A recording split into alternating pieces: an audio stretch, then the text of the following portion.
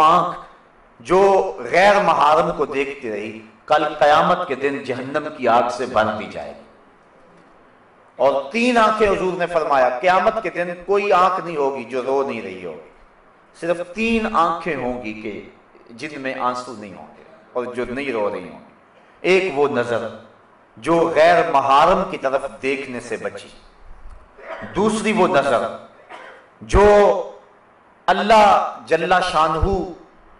کی راہ میں اس کے راستے کے اندر جاگتی رہی، پہرا دیتی رہی، سرحدوں کے اوپر محافظت کرتی رہی، اور تیسری وہ نظر، وہ آنکھ کہ خوف خدا میں مکھی کے سر کے برابر اس سے آنسو نکل آئے۔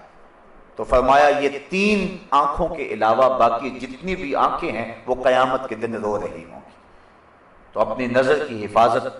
یہ بہت ضروری ہے، اور اللہ تعالیٰ نے قرآن مجید کے اندر یہاں خصوصیت کے ساتھ اس کا تذکرہ ارشاد فرمایا، وَيَحْفَظُوا فُرُوجَهُمْ ذَلِكَ أَزْكَىٰ لَهُمْ، اور اپنی شرمگاہ کی حفاظت کریں، یہ بہتر ہے ان کے لیے۔ إِنَّ اللَّهَ خَبِيرٌ بِمَا يَصْنَعُونَ، بے شک اللہ ان کے کاموں کی خبر رکھتا ہے۔ یعنی اگر تم اپنی نظر کو محفوظ نہیں رکھ پاتے تو مت سمجھو کہ کسی نے دیکھا نہیں ہے، تمہارا رب دیکھ رہا ہے، اس کی نظر سے کوئی شے پوشیدہ نہیں ہے، ایک ایک چیز لکھی جا رہی ہے اور اس کا حساب کل تمہیں دینا پڑے گا۔ تو فرمایا وہ جانتا ہے، وہ دیکھتا ہے، اگر تم بچ جاؤ تو پھر بھی دیکھ رہا ہے، اور اگر تم نہ بچو تو وہ پھر بھی دیکھ رہا ہے۔ تو یہ اہل ایمان کو حکم دیا گیا۔ دوسری طرف عورتوں کو حکم دیا گیا، وَقُلْ لِلْمُؤْمِنَاتِ يَغْضُضْنَ مِنْ أَبْصَارِهِنَّ، اور اے محبوب مسلمان عورتوں کو بھی حکم دیں کہ وہ بھی اپنی نظروں کو نیچا رکھیں۔ اگر مرد کو روکا گیا ہے کہ وہ غیر محرم عورت کی طرف نہ دیکھے تو عورت کو بھی روکا گیا ہے کہ وہ غیر محرم مرد کو نہ دیکھے۔ حضرت ام سلمہ رضی اللہ تعالی عنہ حضور کی زوجہ محترمہ ہیں، حضرت میمونہ رضی اللہ تعالی عنہ کے گھر گئیں اور وہ بھی حضور کی زوجہ ہیں۔ تو حضرت عبداللہ ابن مکتوم آئے تو یہ ان کو دیکھنے لگے، تو حضور علیہ السلام نے فرمایا کہ پردہ کرو۔ حیرت سے عرض کی حضور یہ تو نابینے ہیں، تو حضور علیہ السلام نے فرمایا یہ نابینے ہیں، تم نابینا تو نہیں ہو۔ یعنی عورت کو بھی منع کر دیا کہ تو مرد کو نہ دیکھے، بلکہ حضور نبی رحمت صلی اللہ علیہ وآلہ وسلم کی پیاری صاحبزادی سیدہ فاطمہ الزہرا رضی اللہ تعالی عنہا سے پوچھا گیا کہ عورت کے لیے بہترین پردہ کیا ہے؟ تو سیدہ فرمانے لگی کہ عورت کا بہترین پردہ یہ ہے کہ نہ وہ مرد کو دیکھے اور نہ کوئی مرد اس کو دیکھے۔ بلکہ حضرت فاطمہ رضی اللہ تعالی عنہا اس وجہ سے پریشان رہا کرتی تھی کہ اب تو میں اپنے پردے کی حفاظت کرتی ہوں، جب موت طاری ہو گئی تو پھر اس کے بعد چارپائی کے اوپر اٹھا کر کے قبرستان میں لے جاتے ہیں اور عورت کے جسم کی ڈیل ڈھول جو ہے اس کو مرد دیکھتے ہیں، تو میرے لیے یہ بھی پریشانی کا باعث ہوگا۔ تو وہ اس معاملے میں سخت متفکر رہا کرتی تھی۔ حضرت اسماء بنت امیس رضی اللہ تعالی عنہا سے انہوں نے ایک دن یوں بات کی تو وہ فرمانے لگی کہ میں نے حبشے کے اندر لوگوں کو دیکھا ہے کہ وہ عورتوں کے لیے ایک خاص ڈولی ہے، اور آپ نے کہا کہ میں آپ کو بنا کے دکھا دیتی ہوں۔ انہوں نے کھجور کی 4 شاخیں منگوائیں اور پھر چارپائی کے 4 پایوں کے ساتھ باندھ دی اور ان کو آپس میں جوڑ دیا اور اس کے اوپر پردہ ڈال دیا اور کہا کہ میں نے یوں حبشہ کے اندر دیکھا ہے۔ تو حضرت فاطمہ الزہرا اتنا خوش ہوئی اس بات پر کہ یہ ایک اچھا طریقہ مل گیا ہے، اور اس طرح عورت مرنے کے بعد بھی اپنے پردے کی اور اپنی آبرو کی اس طرح سے حفاظت کر سکتی ہے۔ تو یعنی اس انداز کے ساتھ اور اس صورت کے اندر جو ہے وہ ہمیں سبق اور درس دیا گیا۔ اور سیدہ فاطمہ الزہرا تو وہ ہیں کہ سورج نے بھی کبھی ان کے بال نہیں دیکھے تھے، بلکہ قیامت کا دن ہوگا اور جب سیدہ فاطمہ الزہرا رضی اللہ تعالی عنہا 70,000 حوروں کے جلوہ میں میدان حشر سے گزریں گی تو ایک دم آواز آئے گی، یا معشر الجمع غضوا ابصارکم، اے اہل معاشر اپنی نگاہوں کو نیچا کر لو، اس لیے کہ محمد صلی اللہ علیہ وآلہ وسلم کی بیٹی فاطمہ کا گزر ہو رہا ہے۔ تو اہل معاشر کو نظریں جھکانے کا کہا جائے گا، چونکہ انہوں نے زندگی میں اپنے پردے کی اپنی جان سے زیادہ حفاظت کی، اور اللہ تعالیٰ جل شانہ ان کو قیامت کے دن بھی اس انداز کے ساتھ اعزاز و تکریم عطا فرمائے گا۔ حج کے موقع پر ایک آزمائش ہے، احرام کی شرط ہے کہ عورت اپنے چہرے کو نہ چھپائے، یعنی اپنے چہرے کو ننگا رکھے. کیوں؟ اس لیے کہ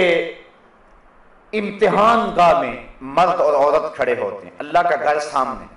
اللہ دیکھنا چاہتا ہے میرا بندہ میرے سے ڈر کر کے اپنی نظر کی حفاظت کرتا ہے کہ نہیں کرتا ہے. ایک طرف عورت کو کہا کہ چہرہ نہیں چھپانا، اور دوسری طرف مرد کی آزمائش ہے کہ تو نظر کی حفاظت کرنا ہے. وہ ایک مشق کروائی جا رہی ہے کہ حج کے بعد اس کو کف بصر کی عادت پڑ جائے، اور وہ اللہ تعالیٰ کے بابرکت گھر کے سامنے جو مزاج پختہ کر کے آیا ہے بعد میں بھی اس مزاج پر عامل رہے. لیکن حضرت عائشہ رضی اللہ تعالیٰ عنہ فرماتی ہیں کہ احرام کی شرط تھی چہرہ ننگا رکھنا، لیکن جب مرد ہمارے سامنے آتے تھے تو ہم کسی پنکھے کے ساتھ، وہ جو دستی پنکھا ہوتا ہے، اور کسی ایسی چیز کے ساتھ یا کپڑے کے ساتھ، یعنی چہرے کو تو لگا نہیں سکتے، اس سے تو جو ہے وہ پھر دم پڑ جائے گا اگر چہرہ چھپ گیا، تو دور کر کے مردوں کے سامنے کر دیتے تھے کہ اس حالت میں بھی وہ ہمارا چہرہ نہ دیکھ سکے. حضرت سیدہ فاطمہ الزہرا رضی اللہ تعالی عنہ کا پردہ، حضرت عائشہ رضی اللہ تعالی عنہ کا پردہ، بلکہ مشکات کتاب الجنائز کی آخری روایت ہے. حضرت عائشہ رضی اللہ تعالیٰ عنہ فرماتی کہ حضور کے وصال کے بعد، حضرت سیدنا صدیق اکبر کے وصال کے بعد بھی میں جب ان کی قبور پر زیارت کے لیے جاتی تو میں معمولی اوڑھنی اوڑھ کے چلی جاتی، اس خیال سے کہ ایک میرا شوہر ہے اور دوسرا میرا والد ہے، تو میں معمولی اوڑھنی اوڑھ کر کے وہاں چلی جایا کرتی اور حضور کی تربت انور کی زیارت کیا کرتی. فرمایا پھر کچھ عرصہ گزرا کہ حضرت عمر فاروق رضی اللہ تعالی عنہ کی بھی تدفین ہو گئی. اب ام المومنین کیا فرماتی ہیں فواللہ ما دخلتہ الا وانا مشدودۃ علی ثیابی حیاء من عمر. کہ اس کے بعد جب بھی میں جاتی تو موٹا کپڑا لے کر جاتی، مجھے حضرت عمر سے حیا آیا کرتی تھی. ایک تو یہاں حضرت ام المومنین کا عقیدہ سمجھیے، اور دوسرا حیا کی کیفیت یہ ہے کہ حضرت عمر فاروق رضی اللہ تعالی عنہ سے، جو کہ قبر میں ہیں اور مٹی کے کتنے پردے ہیں اوپر، لیکن فرمایا اس کے باوجود میں اوڑھنی اوڑھ کے جایا کرتی تھی کہ مجھے حضرت عمر فاروق سے حیا آیا کرتی تھی. اللہ کے محبوب علیہ السلام نے ارشاد فرمایا کہ نساء کاسیات عاریات مائلات ممیلات رؤوسہن مثل اسنمۃ البخت لا يدخلن الجنۃ ولا یجدن ریحہا. فرمایا بہت ساری عورتیں کہ جنہوں نے کپڑے تو پہنے ہوئے ہیں لیکن ان کا لباس اس طرح کا ہے کہ ان کے ابھار اور ان کی پردے والی چیزیں ظاہر ہوتی ہیں، وہ لوگوں کو اپنی طرف مائل کرنے والی ہیں اور لوگوں کی طرف مائل ہونے والی ہیں، اور ان کے سر ایسے ہیں جس طرح بختی اونٹوں کی کوہانے ہوں. حضور نے فرمایا کہ وہ عورتیں کبھی بھی جنت میں داخل نہیں ہوں گی، بلکہ وہ جنت کی خوشبو بھی نہیں پائیں گی. اور احادیث میں آتا ہے کہ جنت کی خوشبو 500 سال کی مسافت سے آنا شروع ہو جائے گی. ابھی بندہ 500 سال دور مسافت پہ ہوگا کہ جنت کی مہک آنا شروع ہو جائے گی. لیکن جو عورتیں لباس پہننے کے باوجود بھی برہنہ رہتی ہیں اور جو لوگوں کو مائل کرتی ہیں اور ان کی طرف مائل ہوتی ہیں، اقبال نے کہا تھا نوجوانہ چو زنا مشغول تن از حیا بیگانہ پیرانے کہن، کہ میری قوم کی حالت یہ، آج سے 60-70 سال قبل اقبال نے کہا میری قوم کی حالت یہ ہے کہ جو جوان ہیں وہ اپنے تن میں مشغول ہو گئے، ہر وقت کنگھی پٹی میں لگے رہتے ہیں، ہر وقت وہ اپنے جسم کو سنوارنے میں لگے رہتے ہیں، جبکہ یہ وظیفہ عورتوں کا ہے، یہ مردوں کا نہیں ہے. لیکن بیوٹی پارلر پہ اب تو مرد بھی سج کے آتا ہے عورت کے ساتھ ساتھ. تو نوجوانہ چو زنا مشغول تن، تو اقبال کہتا ہے کہ جو مرد ہیں جوان ہیں وہ بھی عورتوں کی طرح اپنے تن میں مشغول ہیں. از حیا بیگانہ پیرانے کہن، اور جو بوڑھے ہیں وہ بھی حیا سے بیگانہ ہو گئے. ایک روایت کے لفظ ہیں، حضور نے ارشاد فرمایا کہ تم میں سے بہتر جوان وہ ہیں جو بوڑھوں کی پیروی کریں، اور بدترین بوڑھے وہ ہیں جو جوانوں کی پیروی کریں. جوانوں کو بوڑھوں کے نقوش قدم پہ چلنا چاہیے، لیکن بوڑھوں کو جوانوں کے نقوش قدم پہ نہیں چلنا چاہیے، بلکہ ان کو اپنے بڑھاپے کا حیا ہونا چاہیے. اگر بوڑھا بھی ہو گیا